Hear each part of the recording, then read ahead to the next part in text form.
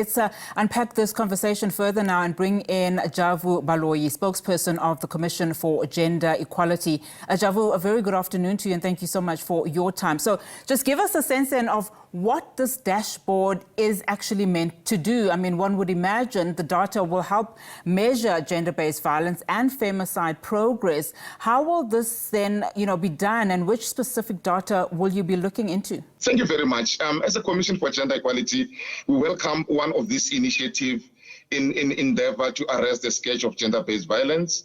We will be looking at issues not only as a Commission, we're looking at various issues. We're not only working on the field of gender-based violence and femicide, there are myriad of issues that we look at as a Commission for Gender Equality. But information that will be generated from the National Dashboard will be of good use to the Commission. However, we need to be also be realistic insofar as having the National Council on Gender-Based Violence and Femicide to be functioning.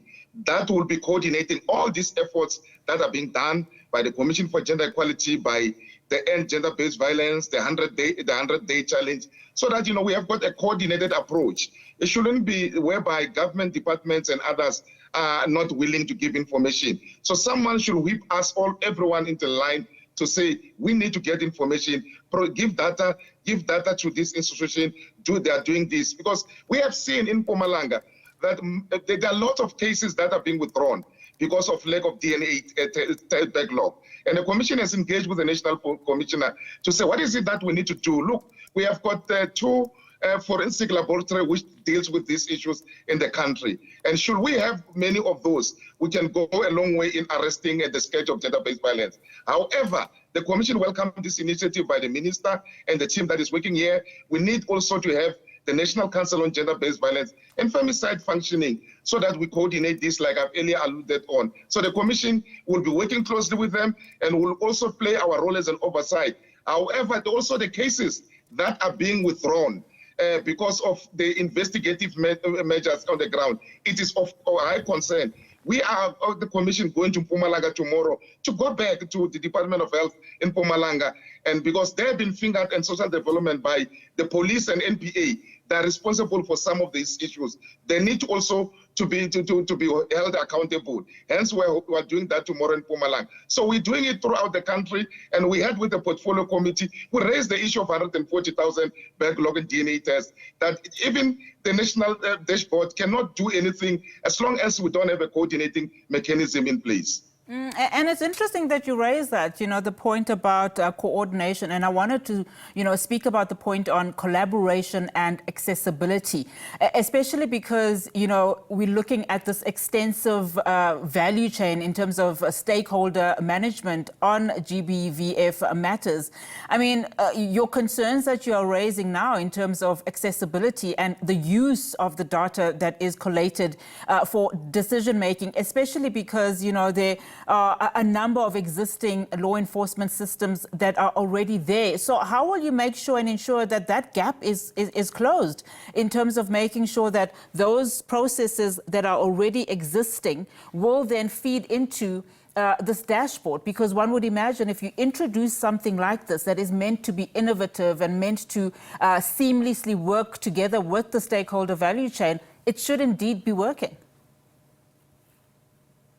Yes, it should be working, but you even had Nomgqibelo raising a concern that others are not volunteering the information that's supposed to be volunteered. So we're having a shortage of accurate data which is supposed to be provided. What we need to do is to work in unionism and eradicate silo mentality. Also, we need to capacitate in terms of financial and human resources all the institutions like the Department of Women, Youth, Persons with Disability, the Commission for Gender Equality, and various civil society organizations in order for them to go on the ground, deep rural areas, and get data from the hospitals, from the clinics, from the police, and also making sure that the police understand the sensitivity and the travesty of gender-based violence in our country. Because in Mpumalanga, it's been raised that issues of gender-based violence, they don't, when they report them, the people, even HSRC report, which was released last year, says 5 million women in South Africa, they don't want to report issues of gender-based violence and femicide because it seems they've lost hope in the system, or some because their cases are stale, some are withdrawn because of DNA tests. What we need to do, We need to work in unison, all of us, holistic and collaborative approach. We need to have, as a matter of agency, coordinating mechanism, because Stats SA will produce data, SAPS will produce statistics and data, ourselves will have our own, and others will have their own. So it's the dashboard, we can all fit in the dashboard and also trust in the system and the innovative mechanism. We will win and arrest the scourge of gender and eradicate it completely in the country. However, I still maintain, coming together of the National Council, which has the bill has been passed of gender-based violence and femicide, it's long overdue. That needs to be done. If we can do that, I am telling you, the dashboard will be a walk in the park. Everybody else will support it. People will be very aware of where they need to report, the trust and in the system, and the work that we do on the ground as a Commission for Gender Equality will be enhanced tremendously by all the mechanisms that will be put in place and systems that are geared into ensuring that, you know, there's gender-based violence as a pandemic and femicide. It's a story of yesterday in our country. Yeah, I mean, the dashboard initiative does sound, you know, like a very good initiative. In fact, I think they've mentioned that there are some game-changing results in the program so far, including 98% reduction in GBV-related court case backlogs. You've also spoken a little bit about, you know, just some of those backlogs that you are also concerned about. But my next question is, given the fact that we know that violence against women and children has been acknowledged as a national crisis, and in fact, many times we've heard people referencing it as a second pandemic. So in terms of the gaps that you are also noting here, as a commission, speak to us about how some of the issues that you have tabled, including policy, as it relates to GBV and femicide, you know, that are proving to be problematic. How would you then also feed into this system with some of your challenges? Ours, it's to play an oversight role as a Chapter 9 institution. What we do, we do research, we do monitoring, we do court monitoring. We are not the first respondent on GBVF cases. We play that oversight role, but when people do not get, they're gonna get joy within the system. They come to the Commission for Gender Equality, and some, even when they do get joy, they report to the Commission that Gender Commission, we have launched a case in Mankweng Police Station. We want you to play a monitoring role, and those cases will move, do smooth, speedily. What we'll do as a commission, we'll give them our reports that we have and those that we're working on. We visit various places and people are opening up to the commission.